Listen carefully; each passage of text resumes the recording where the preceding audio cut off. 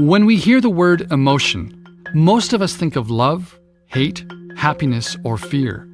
Those strong feelings we experience throughout life.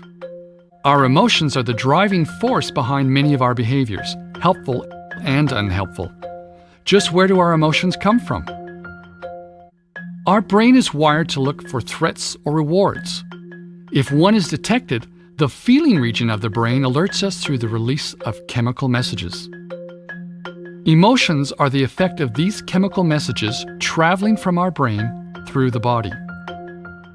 When our brain detects a potential threat, our brain releases the stress hormones adrenaline and cortisol, which prepare us for a fight or flight response. When we detect or experience something rewarding, such as someone doing something nice for you, our brain releases dopamine, oxytocin, or serotonin. These are the chemicals that make us feel good and motivate us to continue on the task or behavior. In these instances, the feeling region of the brain kicks in before the thinking part.